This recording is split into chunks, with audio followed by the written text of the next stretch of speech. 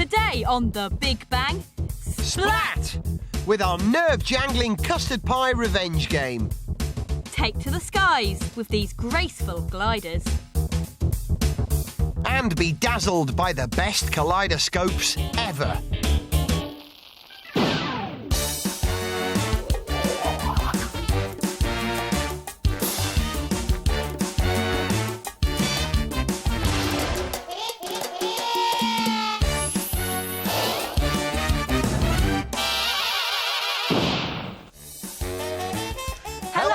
And welcome to The Big Bang. Here's a puzzle for you. Violet, here's a stick of spaghetti for you. Hold it by the end, see if you can do this at home as well, and try and break it into 2 pieces. Easy. Yeah. No, I said 2 pieces. Hang on. Yeah. No, 2 pieces. No, I can do this. And yep. Why does it keep breaking into all these pieces? I'll give you the solution to breaking it into just 2 pieces at the end of the show. Keep trying, Violet.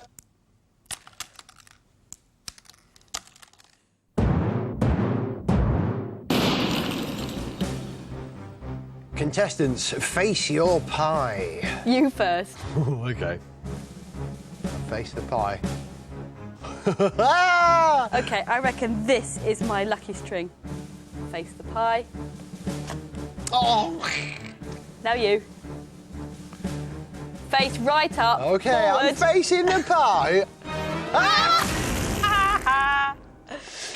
This is the ultimate game of tension and jeopardy.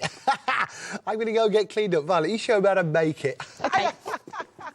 Our custard pie machine requires absolutely no skill to play and only a little to make. You'll need a box, a paper plate, some strong woven tape, card, a rubber band, paper clips, straws, a lolly stick, a kebab skewer, some string and some garden cane. Get 2 and arrange them in a triangle and glue them to a couple of bits of card. Now you need to hinge them to the box. For that, use the strong woven tape. Make sure the cane overlaps the box a bit. Then get another bit of card, cut a notch in the top of it and reinforce it with a bit of lolly stick. Then your 3rd bit of garden cane slots under like this to form a kind of tripod. And all you need to do now is mount your custard pie plate. Splat. Yeah, and it's usually me that gets splatified. Now, the power for the splatification comes from an elastic band. The elastic band is attached to the tripod here, and at the other end is attached to the underside of the box, so you get this kind of action. Now, if you look at the underside of the box, it looks really complicated, but it isn't. All you've got are 6 pieces of string. They go through 6 drinking straws, and at the other end, they're attached to a paper clip and a kebab skewer. And those kebab skewers go into 6 holes, which you've made in the top of the box. Now, you need to find a way of holding the tripod down. So, attach a paper clip round about here, which lines up with the top of the box, then make another hole there. Then what you do is you take out one of the kebab skewers, put it through that new hole that you've made, and through the paper clip, and it holds the arm down. Then when some unwilling victim pulls the right piece of string, splat. Now I've just got to make the pie. That's another paper plate popped on there, and squirty cream. So, squirty cream is nice and light, so it should make a really good splat. OK, Gareth, it's primed. And yours is primed too. Right. Well, face your pie, and I tell you what, you go first. I'm going to pull my lucky string again. Face your pie. Oh. Ah. All right, well, it's definitely not going to be the first one, is it? Splat.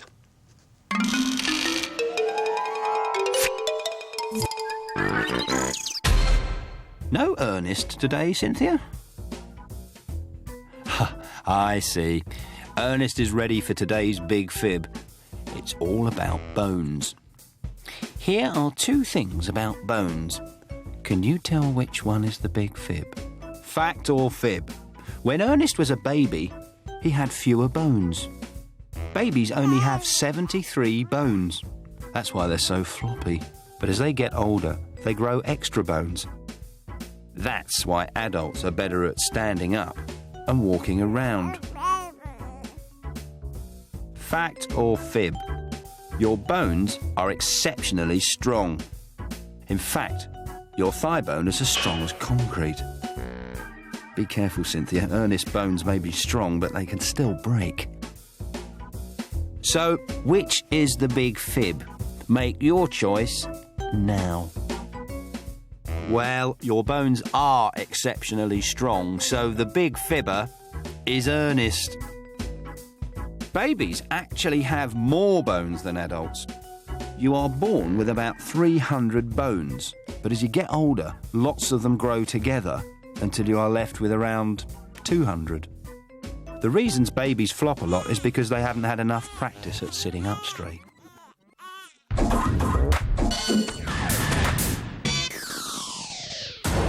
Three, two, one, launch!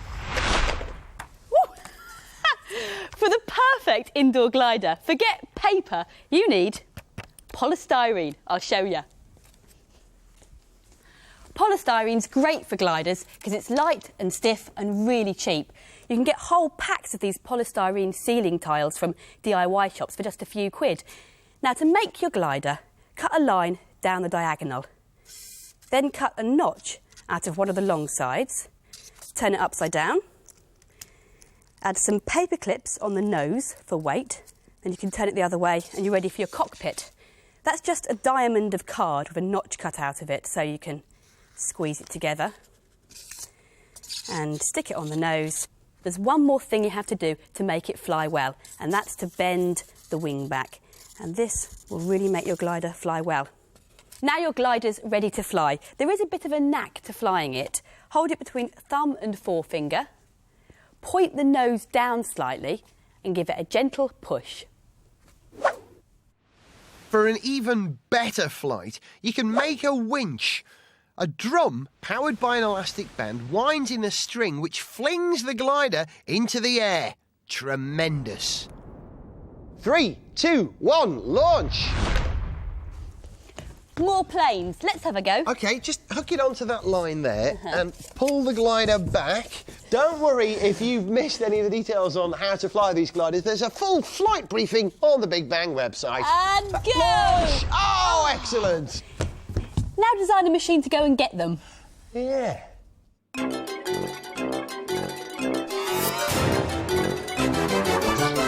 Josephine Cochrane, a wealthy American who simply loved throwing parties. I am so tired. Well, I've really enjoyed your company this evening. I'm so sorry you have to go. Enchanting. Delightful. Her only problem with holding lots of parties was that she ended up with lots of washing up. In today's Big Idea, we dish the dirt on the dame who detested doing the dishes.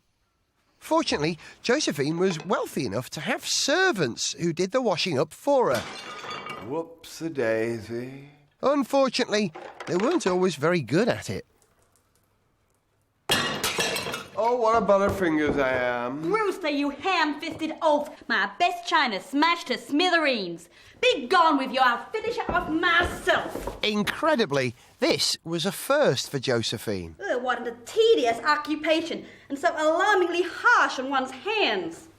She thought there had to be a better way of doing the dishes. If no one else is going to invent a dishwashing machine, then I'll darn well invent one myself. Josephine's grandfather had designed a steamboat, and her dad had invented a hydraulic pump. With all her watery connections, she tried blasting the dirt from the dishes using water sprays. And squirt water jets at it like so. Josephine's dishwashing machine was a massive success, but not everyone was thrilled. Thank you very much indeed. Excuse me, ma'am, but why should I pay good money for something that my little lady wife will do for free? No, no, no. It's all wrong. This machine is immoral. A woman's place is in the kitchen where she toils in the name of the Lord. Amen. Well, that's just typical men. I try to save them all this work, and are they grateful? Will that be all now, ma'am? Brewster, I wanted to show you my new invention. It's a dishwashing machine to stop you from smashing all my good china. Well, I'm sorry, ma'am, but your newfangled device has quite put me out of a job. Wait, Brewster, come back. I still need someone to load the machine. Well, if you're sure. Oh, whoopsie.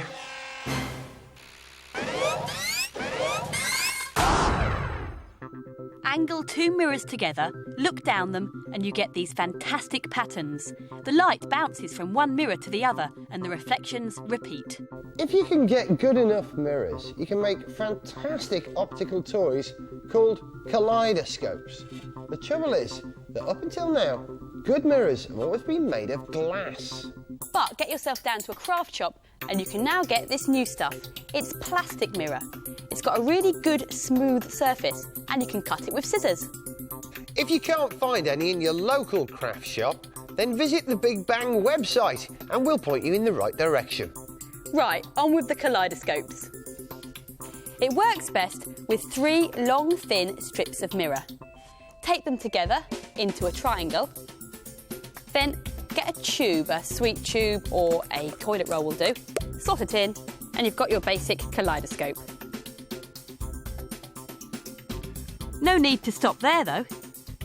Use a couple of drinking straws to make a spinning thing.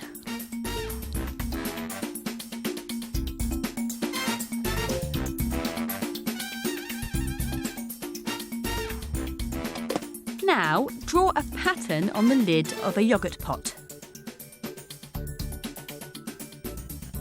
Stick it to the straws, tape it to your kaleidoscope and admire the groovy pattern. If that's not wild enough for you, take a bottle of clear shampoo and make a bit of space in it by pouring some out. Tip in some beads and glitter.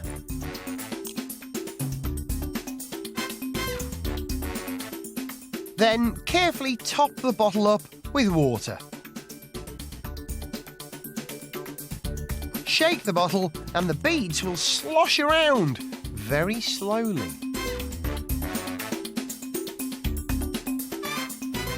Use a bit of poster tube to mount the bottle on the end of your kaleidoscope.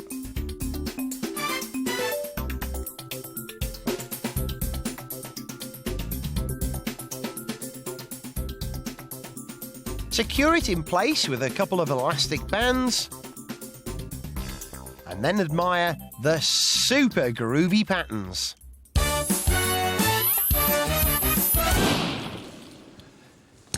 Is it dinner time? No, it's puzzle solving time. Do you remember you set that puzzle of getting a piece of spaghetti, holding it at the ends and snapping it into 2 pieces? Well, it never works, so I've cooked the spaghetti. Ha ha ha. Moment of truth. Are you ready? Both ends and... Oh, That doesn't work either, does it? And you're not allowed to cook the spaghetti anyway. You've got to do it with raw spaghetti. That's part of the deal. Now, the trouble with breaking raw spaghetti into 2 pieces is this. Give it a bit of a bend, V. When you bend spaghetti, it easily breaks off centre round about there, like that. But because this stuff is so flexible, this will swing back and in a radical whiplash action will snap there, giving you at least 3 bits. And if you put enough power into it, you get like 5 or 7 pieces, not 2. So what's the solution? OK, try again. Hang on to this. This time, when you bend it, give it a little bit of a twist and push the 2 ends together very gently and you should get 2 bits. Try again. Doesn't work every time. Okay. There's obviously a knack to it. Yeah? Yay! Brilliant, that's fantastic. Oh, there are lots of other brilliant tricks like this on our website. As well as details of everything else we've made in today's show. That's it for now. See you next time on... The Big Bang! In the next Big Bang, build a robot puppet. He's cute. He's very cute. Meet the man who is dying to turn the world a lovely shade of purple. And make realistic bird calls the easy way.